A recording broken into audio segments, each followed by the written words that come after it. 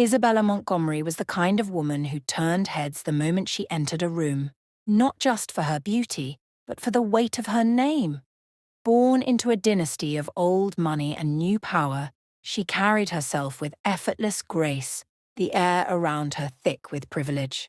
Her father had built a business empire from steel and oil, and her mother had spent years sculpting Isabella into society's perfect jewel, refined, articulate, and endlessly elegant.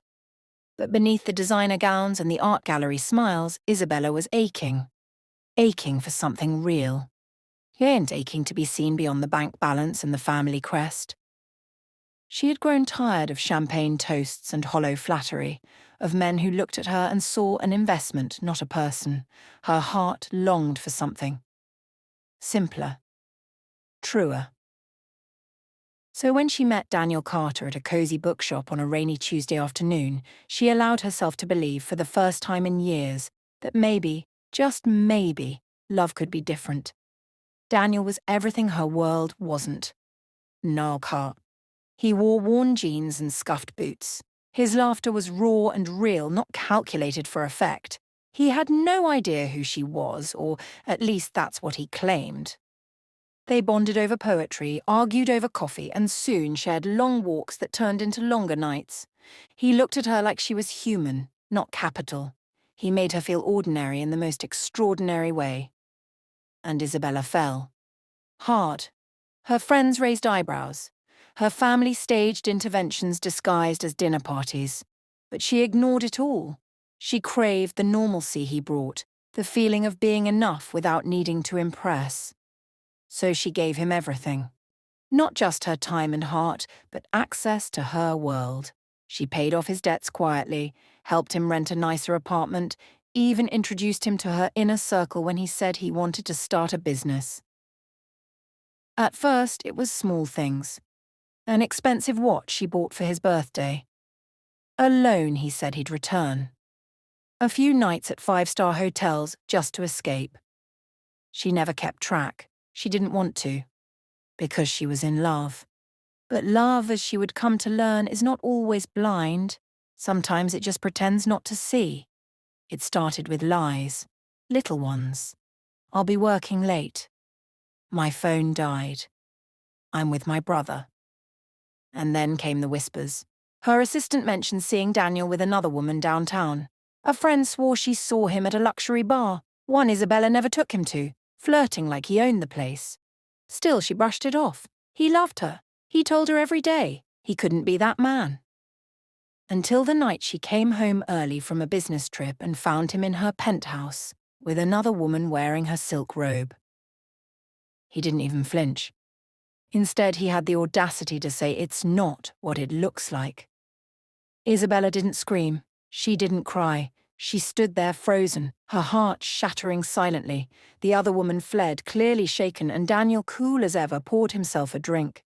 Look, he said casually. I was going to tell you, I just didn't know how. Tell me what? Her voice barely held itself together. That this, he gestured between them, was never going to last. We're from two different worlds, Bella. Your legacy, I'm survival. She stared at him, 1,000 emotions crashing in her chest. And you used me. He smiled, and it wasn't the smile she'd fallen for. It was cold, calculating. You offered. I just didn't say no. He left that night, not with apologies, but with arrogance. And he took her peace with him. For weeks, Isabella shut herself away. The media got wind of the breakup, and while the headlines speculated, no one knew the depth of betrayal she carried inside.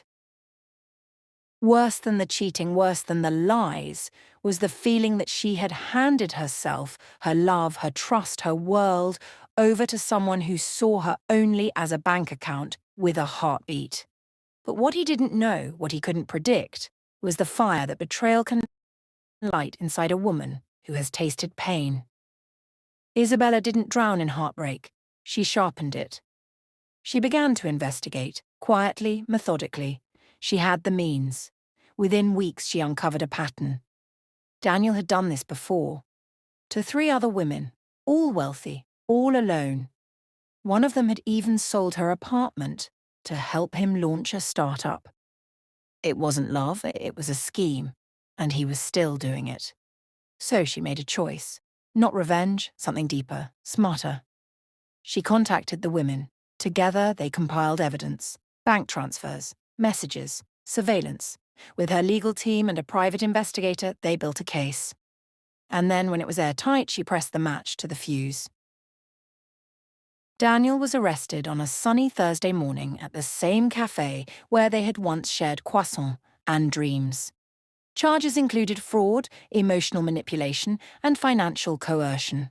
The other women pressed forward with civil suits. The media devoured it. His face was splashed across headlines. Romantic predator exposed by heiress. Love or lies. The truth behind Daniel Carter. And Isabella. In front of the cameras with grace, eyes clear, voice calm.